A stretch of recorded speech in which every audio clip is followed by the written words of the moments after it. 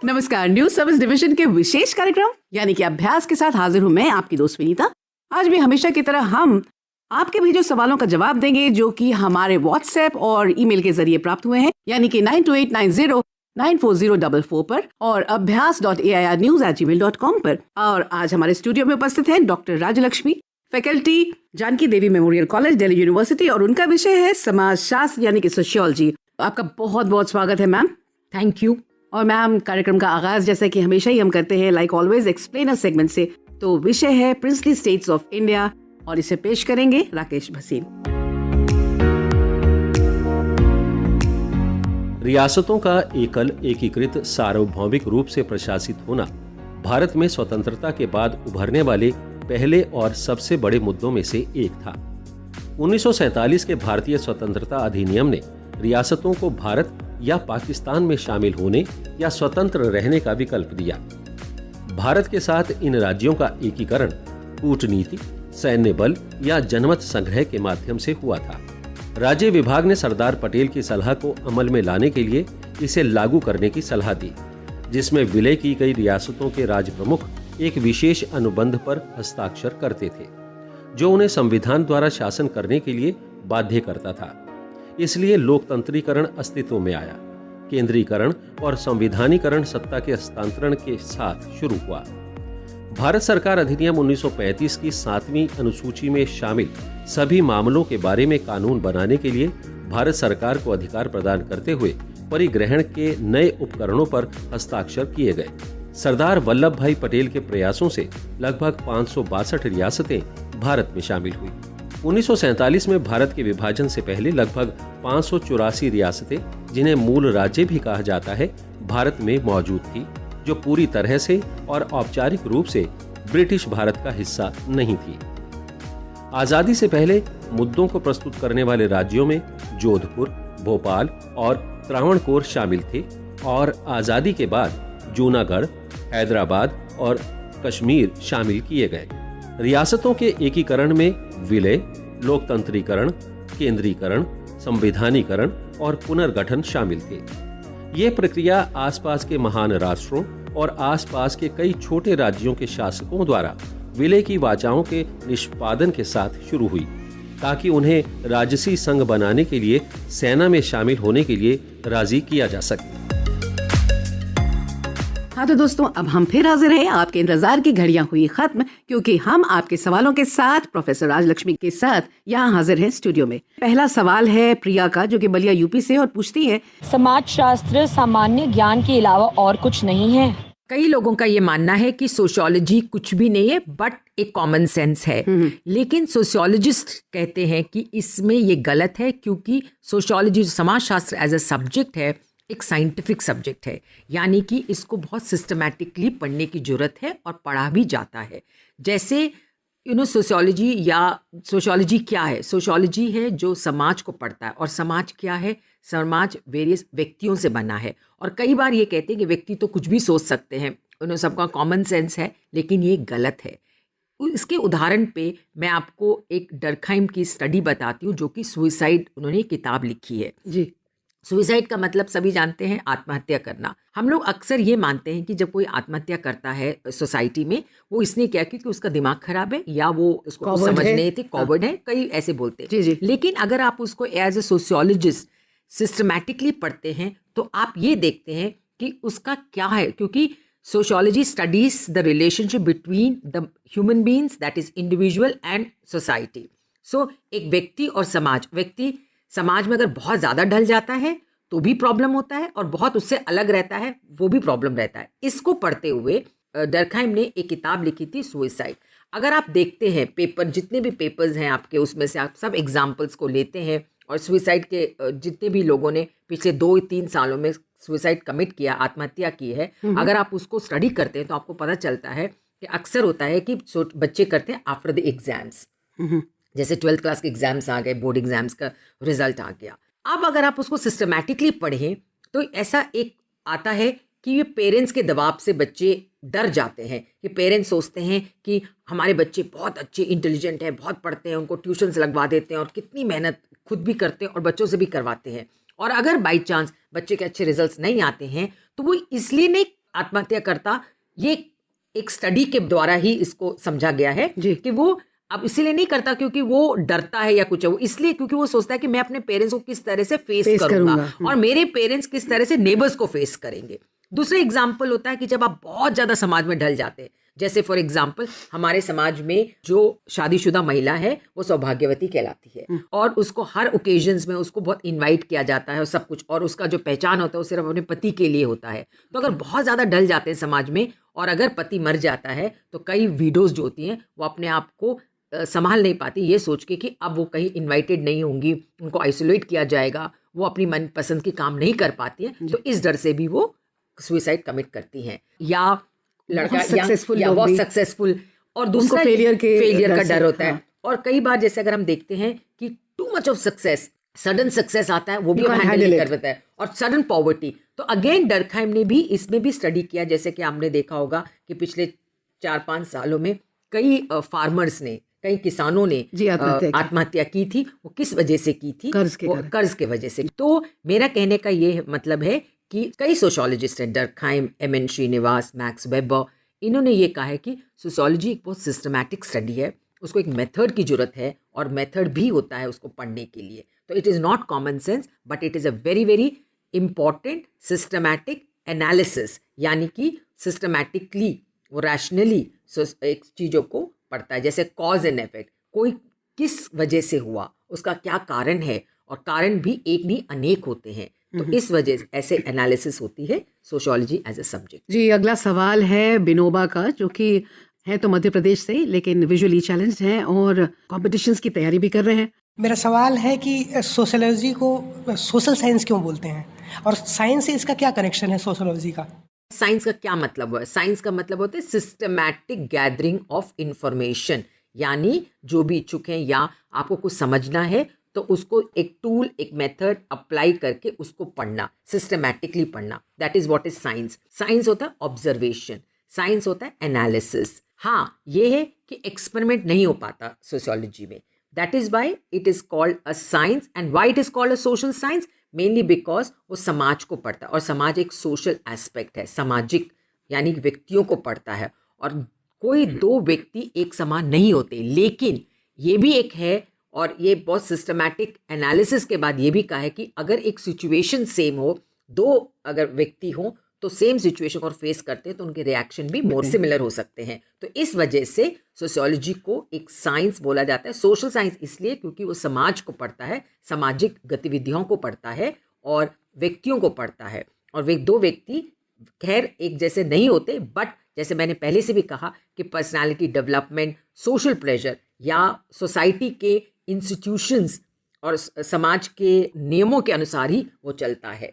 तो समाज के साथ वो एक तरह से जुड़ा रहता है, उसके रूल्स एंड रेगुलेशंस को फॉलो करता है। तो इस वजह से सोशियोलॉजी को साइंस कहते हैं, और वो भी सोशल साइंस बिकॉज वो सोसाइटी को पढ़ता है।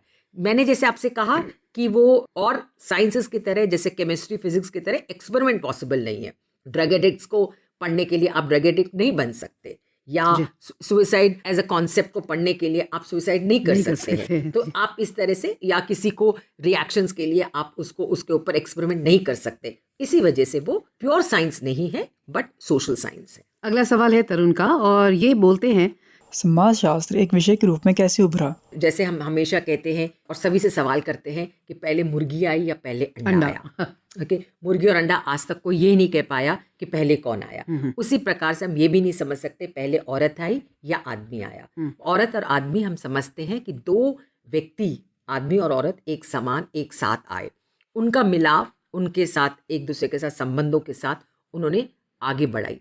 सो न्यूमेरिकली, जैसे अगर व्यक्तिगत रूप से या आपसे जैसे कि नंबर वाइज होते, 2 से 4, 4 से 8, 8 से 16, इस प्रकार से नंबर्स की बढ़ोतरी हुई। और जैसे जैसे आदमी एक दूसरे के साथ डील करता रहा, यानी इंटरेक्ट करता रहा, मोस्ट इंपॉर्टेंट थिंग होता है सर्वाइवल, यानी कि अपने आप को संभालना। और संभालने के लिए आपको जो बेसिक नेसेसिटीज़ होती हैं वो नेचर से मिलती हैं। और नेचर के दौरान, जैसे फॉर एग्जांपल अगर मैं कहूँ पहले पेड़ आए, तो पेड़ से आपने क्या क्या फल लिया, पेड़ को आपने काटा, उससे आपने फर्नीचर बनाया, उसको बैठने की सुविधा करे। ऐसे करके एक चीज़ के धीरे धीरे जब व्यक्ति उसके साथ इंटरेक्ट करने लगा तो धीरे धीरे से वो समाज और रादर टूल्स बने, टेक्निक्स बने, प्रोडक्शन हुई, और उस प्रोडक्शन के साथ क्या हुआ कि धीरे धीरे उसके टूल्स उसके साथ इंक्रीज हुए। तो एक तरह से आपकी संख्या बढ़ी और दूसरी तरह से आपके टूल्स एंड टेक्निक्स बढ़े। तो ये सब एक जगह से दूसरी जगह ना ले जाते हुए उन्होंने सोचा कि हम एक जगह पे स्थिर रहें, यानी कि एक जगह पे रह के एग्रीकल्चर करें। तो खैर ये तो बहुत बड़ा एक्सप्लेनेशन होगा, बट मैं मोटे मोटे तौर पे ये कहना चाहती हूँ कि जैसे जैसे समाज में कॉम्प्लेक्सिटीज, यानी कि एक संख्या बढ़ी, टेक्नोलॉजी बढ़ी और विज्ञान बढ़ा, सब चीज़ें जैसे जैसे बढ़ी और उसका जो इम्पैक्ट हुआ जैसे जैसे बढ़ता गया, उस प्रकार से क्या हुआ कि सोसाइटी में बहुत डिस्टर्बेंसेस आ गई, यानी सोसाइटी में बहुत हलचल मची। ये हम देखते हैं अराउंड 1830s में, जबकि इंडस्ट्रियल रेवोल्यूशन हुआ था। तब इंडस्ट्रियल रेवोल्यूशन की वजह से, यानी कि समाज एक स्तर पे पहुंचने के बाद उसमें बहुत सारी कॉम्प्लेक्सिटीज आ गई। जब कॉम्प्लेक्सिटीज आ गई, इंडस्ट्रियल ग्रोथ आ गया, तो इंडस्ट्रियल रेवोल्यूशन हुआ, तब बहुत ज़्यादा क्योटिक होता है। उदाहरण के तौर पे जैसे पहले क्या होता था कि बहुत बच्चे होते थे, कुछ बच्चे मर जाते थे बिकॉज साइंस एंड मेडिसिन इतना इम्प्रूव नहीं था, हेल्थ इतना इम्प्रूव नहीं था। फिर क्या हुआ, हेल्थ फैसिलिटीज़ आई, तो क्या हुआ कि पॉपुलेशन बढ़ गया, यानी कि डेथ तो कंट्रोल हो गया, बर्थ रेट कंट्रोल नहीं हुआ, बिकॉज लोगों को अभी इतनी वो नहीं हुआ कि कॉन्फिडेंस नहीं आया कि जितने बच्चे वो पैदा हो रहे हैं वो सब जीवित रहेंगे। तो इस वजह से बर्थ रेट बढ़ता रहा, डेथ रेट कंट्रोल हुआ, तो इससे वजह से पॉपुलेशन एक्सप्लोजन हुआ, पॉपुलेशन बढ़ा, तो उसका इम्पैक्ट भी बढ़ा, यानी कि उतनी एम्प्लॉयमेंट नहीं रही, तो अनएम्प्लॉयमेंट भी बढ़ी, उससे इकोनॉमिक प्रॉब्लम्स भी आ गई। तो ये सबको सिस्टमैटिकली पढ़ने के लिए कुछ सोशियोलॉजिस्ट, कुछ व्यक्ति, आई वुड से कुछ व्यक्ति आगे आए और उन्होंने ये बोला कि समाज में ये जो क्योस है, समाज में ये जो गतिविधियां हैं, समाज में ये जो चेंजेस हैं, इसको पढ़ने के लिए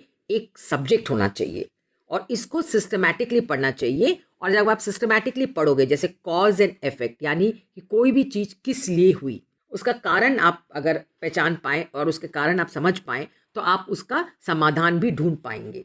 जैसे आज हम लोग कहते हैं, आज के दौर पर अगर देखिए, हम हमेशा स्टूडेंट्स को बोलते हैं कि उनमें कंसंट्रेशन लेवल घट गया, वो लोग इतने कंसंट्रेट नहीं कर पाते। हम लोग का कंसंट्रेशन लेवल बहुत ज़्यादा था, यानी हम लोग, मैं कहती हूँ तो 50 ईयर्स एंड अबव वालों का कंसंट्रेशन लेवल ज़्यादा था। लेकिन हमें ठहर के ये सोचना पड़ेगा कि क्यों ऐसा है। तो सोशियोलॉजिस्ट ये कहते हैं पहले आप सोचिए क्यों है, उसका किस कारण है। कारण जैसे कि मोबाइल फोन्स आ गए, इंफॉर्मेशन आज सबसे ज़्यादा इम्पॉर्टेंट और रादर व्यक्ति की पहचान होती है उसकी इंफॉर्मेशन से, वो कितना बोल पाता है, वो कितना वो समझ पाता है। तो वो कहाँ से लेता है, वो लैपटॉप से लेता है, अपने मोबाइल फ़ोन से लेता है। लैपटॉप भी छोड़ दीजिए, मोबाइल फ़ोन में सब कुछ है, तो हमेशा वो मोबाइल फ़ोन में जुड़ा रहता है। अब मोबाइल फ़ोन में जुड़ा रहता है बिकॉज क्या होता है कि कम्युनिकेशंस है प्लस इंफॉर्मेशन है, सब कुछ उसी में है, तो दिन भर उसको लेके बैठा रहता है। और टेक्नोलॉजी का जो इम्पैक्ट होता है ह्यूमन माइंड में, वो बहुत अलग होता है। उसके बारे में मैं नहीं बोलूँगी बिकॉज मैं डॉक्टर नहीं हूँ, बट फिर भी एज ए सोशियोलॉजिस्ट मैं ये कह सकती हूँ कि इसका प्रभाव बहुत ज़्यादा नेगेटिव रहता है, क्योंकि आपका सोशल इंटरेक्शन नहीं रहता, ह्यूमन इंटरेक्शन कम हो जाता है। इससे क्या होता है कि आपकी थकान भी ज़्यादा हो जाती है, आप कम सोते हो, क्योंकि दिन भर अगर आप देखें, अगर आपके फ्रेंड्स होंगे दूसरे जोन के, अब्रॉड वाले, तो उनका दिन और आपका दिन अलग होता है, टाइमिंग अलग होती है। कई लोग सुबह 6 बजे उठते हैं, कई लोग रात को काम करते, इसीलिए कंटिन्यूअसली आपका व्हाट्सएप बजता रहता है। और इन्फॉर्मेशन भी अगले दिन में आपको किस तरह से आपको प्रेजेंट करना है, वो भी आपको प्रिपेयर करना पड़ता है। तो आज के दौर पे बहुत ज़्यादा स्ट्रेस लेवल ज़्यादा है, कॉम्पिटिशन बहुत ज़्यादा है, इस वजह से भी एक कारण है जिससे कि स्टूडेंट्स का कॉन्सेंट्रेशन लेवल कम हो गया है। मेरे कहने का ये मतलब है, ये जस्ट एक एग्जाम्पल है ये कहने के लिए कि सोशियोलॉजी जो है वो एक सिस्टमैटिक स्टडी है, वो चेंजेस को पढ़ता है। समाज में जब भी कोई बदलाव आता है, उस बदलाव को पढ़ता है और उस बदलाव को पढ़ता है और वो समझाता है कि उसके क्या क्या कारण हैं और क्या क्या किस किस विषयों में बदलाव आया है। जी, अगला सवाल डॉक्टर राजलक्ष्मी है दिव्या का, और वो पूछती हैं, बुनियादी अवधारणाएं क्या हैं जिन्हें छात्रों को विषय को समझने के लिए पढ़ना चाहिए? सोशियोलॉजी में बहुत कॉन्सेप्ट्स हैं, बहुत इंपॉर्टेंट कॉन्सेप्ट्स हैं। पहले जैसे मैंने बताया कि अगर आप स्टार्ट करेंगे तो फर्स्ट ऑफ ऑल आप ये कहेंगे कि सोशियोलॉजी क्या है, समाजशास्त्र क्या है, उसका स्कोप क्या है, क्या विषय को पढ़ाता है और पढ़ता है। और समाज को पढ़ने के लिए, यानी कि सोसाइटी को पढ़ने के लिए बहुत सारे कॉन्सेप्ट्स होते हैं। इंडिविजुअल यानी व्यक्ति कौन है, क्या है, किस तरह से वो समझता है अपने आप को। दूसरा हुआ समाज, सोसाइटी, सोसाइटी क्या है। फिर उसके बाद आपका आता है समूह यानी ग्रुप्स, कि किस प्रकार से एक व्यक्ति जब दूसरे व्यक्ति से जुड़ता है तो एक समूह बन जाता है। तो समूह किस लिए बनता है, उसका क्या कारण है, किस प्रकार के समूह हैं। फॉर एग्जाम्पल कुछ समूह होते हैं जो हम अपना सोच समझ के बनाते हैं, यानी कि हमारा एक गोल होता है, उस गोल को अचीव करने के लिए हम एक समूह बनाते हैं। और कुछ ऐसे होते हैं कि ऑटोमेटिकली समूह बन जाते हैं, जैसे कि फैमिली हुआ, हम एक फैमिली में बॉर्न हुए, पैदा हुए, माँ बाप, भाई बहन, हमारा एक समूह बन गया। और उस समूह के क्या नियम हैं, किस प्रकार से हम समूह को आगे बढ़ाते हैं, उसको जोड़ते हैं, वो सारे कॉन्सेप्ट्स होते हैं जो कि बहुत इम्पॉर्टेंट होते हैं सोशियोलॉजी में। हर एक व्यक्ति समाज में उसका एक स्थान होता है, एक स्टेटस होता है, और उस स्टेटस को समझना बहुत ज़रूरी है। और उस स्टेटस के अराउंड रोल होता है, यानी कि किस प्रकार से आप व्यवहार करेंगे, किस प्रकार से आप दूसरों के साथ व्यवहार करेंगे, वो भी समझना बहुत ज़रूरी है। जैसे मैं एक टीचर हूँ कॉलेज में, तो मैं अपने स्टूडेंट्स के साथ किस तरह से, क्योंकि मैं टीचर हूँ, मैंने टीचर का स्टेटस ऑक्यूपाई किया है, तो मैं टीचर का रोल निभाऊंगी।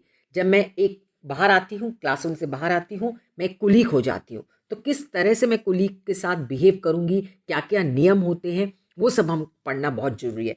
बिकॉज जब तक आप नियमों के अनुसार नहीं चलेंगे तब तक कुछ भी सिस्टमैटिकली आप नहीं पा पाएंगे, यानी कि एक डिसिप्लिन।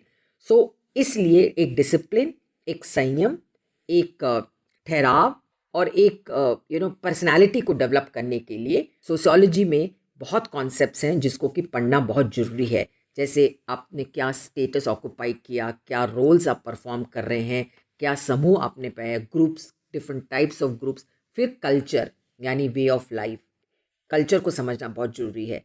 कई बार हमको सुनने में आता है कि Indian culture in comparison to western culture. फिर हम पूछते हैं रुक के कि इंडियन कल्चर क्या है, तो उसको समझना चाहिए कि इंडियन कल्चर क्या है, क्या ट्रेडिशंस हैं, क्या रिचुअल्स हैं हम फॉलो करते हैं। फिर तो ये सारे जो कॉन्सेप्ट्स हैं, फिर ये सबको समझने के लिए एक प्रोसेस होता है, उसको हमें समझना चाहिए प्रोसेस। और दूसरी बात बहुत इंपॉर्टेंट ये है कि व्यक्ति हमेशा बदलता है, यानी जिस जैसे उसकी उम्र बढ़ती जाती है, जैसे जैसे उसके इंटरेक्शंस होती जाती हैं, उस तरह से ग्रेजुअल चेंजेस आती हैं। वो चेंज को समझना भी बहुत जरूरी है। दूसरा, समाज कभी ठहरा नहीं रहता, समाज बदलता रहता है। आज आप देखिएगा पैंडेमिक के बाद हम सब बदल गए, सारे इंस्टीट्यूशन सोसाइटी के बदल गए हैं, सब में एक नया सीख आई है। उस सीख से हम कैसे जूझ रहे हैं, किस तरह से उसको अपना रहे हैं, वो भी एक सोशियोलॉजी का स्टडी है जी। कोविड के बाद किस तरह से हम सोसाइटी में अपने आप को ढाल रहे हैं। अगला सवाल दिल्ली की सुनीता चौधरी का है और उनका सवाल है, मैम मेरा सवाल ये है कि फास्ट फूड कल्चर समाज को कैसे प्रभावित करता है।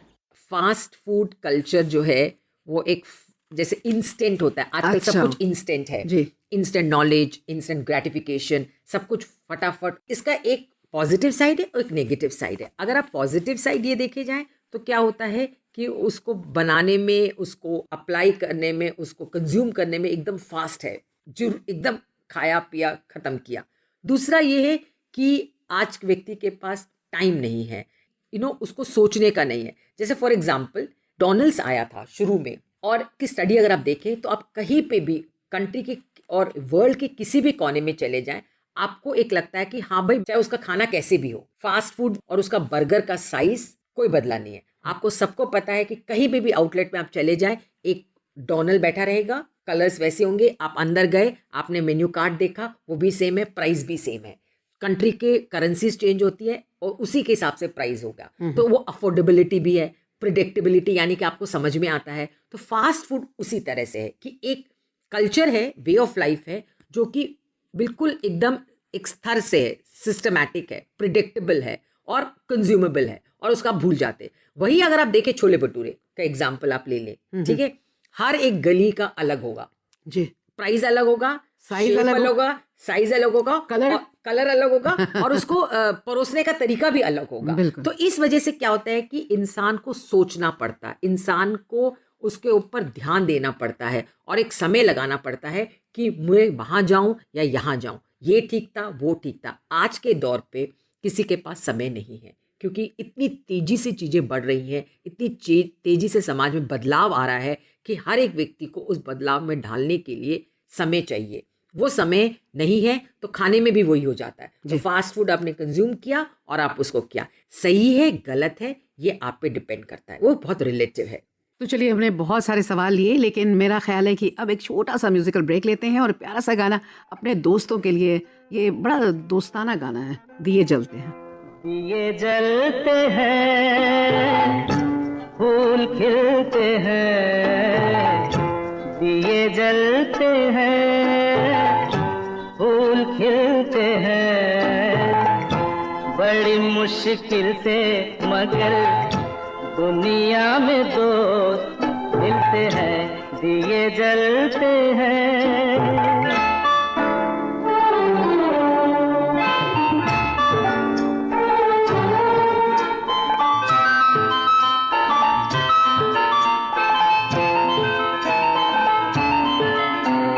जब जिस वक्त किसी का यार जुदा होता है, कुछ ना पूछो यारों दिल का हाल बुरा होता है। जब जिस वक्त किसी का यार जुदा होता है, कुछ ना पूछो यारों दिल का हाल बुरा होता है।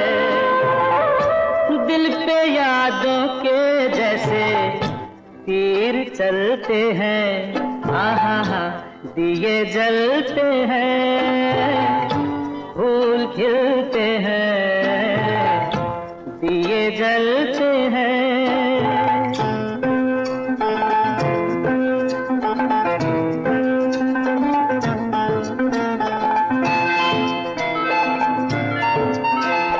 दौलत और जवानी एक दिन खो जाती है, सच कहता हूँ सारी दुनिया दुश्मन हो जाती है।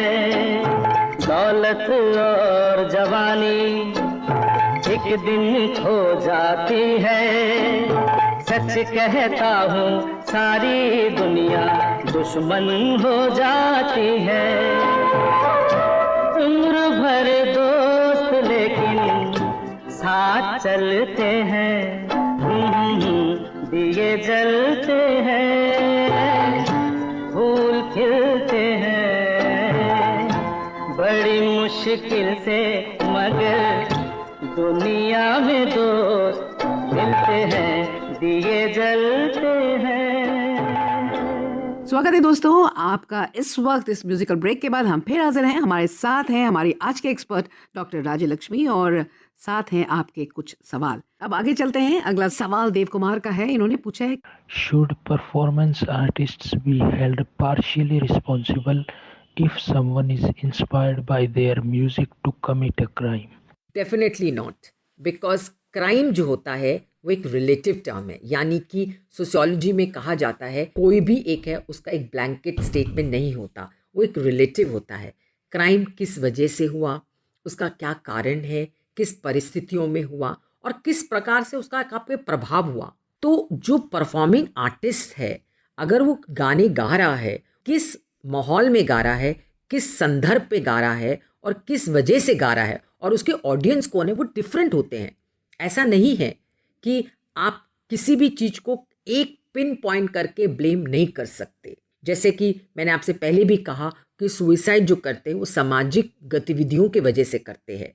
तो ऐसा नहीं है कि एग्जाम से पहले सब बच्चा ठीक हो जाता है, एग्जाम्स के बाद ही क्यों करता है कमिट। या अगर आपके पास बहुत ज़्यादा लॉटरी निकलती है तो आप खुशी होकर सब कुछ खरीदते हैं, और जब आपकी लॉटरी नहीं निकलती तो आप क्यों कमिट सुइसाइड करते हैं। तो इसी प्रकार से ये जो परफॉर्मिंग आर्टिस्ट होते हैं वो आर्टिस्ट होते हैं, वो आपका समाज का एक पहलू होते हैं, समाज के एक पहलू को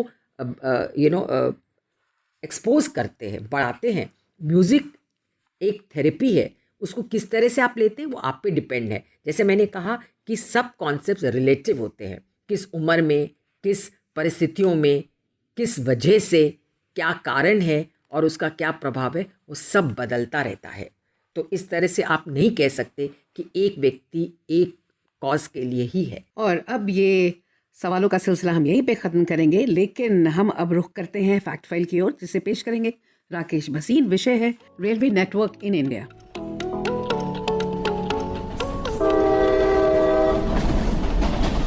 भारत का राष्ट्रीय रेल नेटवर्क दुनिया में चौथा सबसे बड़ा है, जिसमें 36.83% रूट डबल या मल्टी ट्रैक है। औपचारिक उद्घाटन समारोह 16 अप्रैल 1853 को किया गया था, जब भारत के साथ साथ एशिया की पहली 14 रेलवे गाड़ियां 1 घंटे 15 मिनट में 33 किलोमीटर की दूरी तय करने वाले लगभग 400 मेहमानों को लेकर दोपहर 3:30 पर बोरी बंदर से एक विशाल तालियों की गड़गड़ाहट के बीच रवाना हुई। भारतीय रेलवे को 21 तोपों की सलामी दी गई। दक्षिण में पहली लाइन 1 जुलाई 1856 को मद्रास रेलवे कंपनी द्वारा खोली गई। ये लाइन व्यासरपाड़ी जीवा निलायम व्यासरपंडी और वालाजा रोड आरकोट के बीच 63 मील की दूरी पर चलती थी। उत्तर में 3 मार्च 1859 को इलाहाबाद से कानपुर तक 119 मील लंबी लाइन बिछाई गई थी। हाथरस रोड से मथुरा छावनी तक का पहला खंड 19 अक्टूबर 1875 को यातायात के लिए खोल दिया गया था। लगभग 40,000 किलोमीटर के अखिल भारतीय नेटवर्क को शामिल करने के लिए भारत का रेलवे नेटवर्क तेजी से आगे बढ़ा।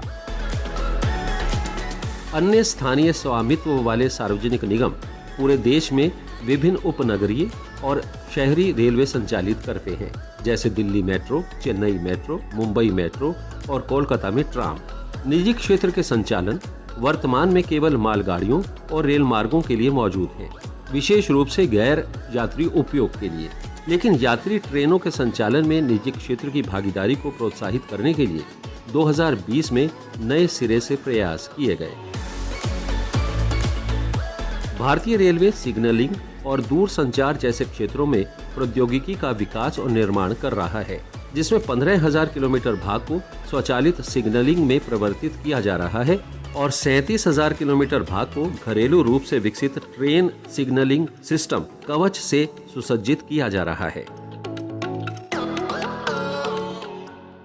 प्रतियोगी परीक्षाओं की तैयारी में जुटे हमारे दोस्तों को अब हम जानकारी दे दें कि ये कार्यक्रम आप हर शनिवार रात 9:30 बजे सुन सकते हैं हमारे न्यूज ऑन AIR ऐप पर, और वहां पर 100.1 मेगाहर्ट्ज पर जाएं और इस कार्यक्रम को सुने। AIR ऑफिशियल यूट्यूब चैनल पर आप इस कार्यक्रम को बार बार सुन सकते हैं। मैम, आपने तो इतने सारे सवालों के जवाब दिए, लेकिन अब हम आपसे रिक्वेस्ट करेंगे, अनुरोध करेंगे कि आप भी एक सवाल हमारे लिसनर से पूछें। आज के दौर पे समाजशास्त्र का क्या रेलेवेंस है? और इस सवाल का जवाब वो जल्द से जल्द हमें भेज दें। ये भी बता दें कि पिछले सप्ताह का जो सवाल था, जो डॉक्टर पूनम फोगाट ने पूछा था, उसका सही जवाब बहुत लोगों ने दिया। हमें मेल से जो एक जवाब प्राप्त हुआ है वो है श्रोत सिन्हा का। उनको बहुत बहुत बधाई। और इसके साथ ही दोस्तों, हमारा कार्यक्रम यहीं पर समाप्त होता है। अगले सप्ताह इसी दिन, इसी समय, इसी चैनल पर हम आपसे फिर मिलेंगे। तब तक के लिए मुझे यानी विनीता को और हमारी गेस्ट राजलक्ष्मी, तो हमें दें इजाजत। नमस्कार।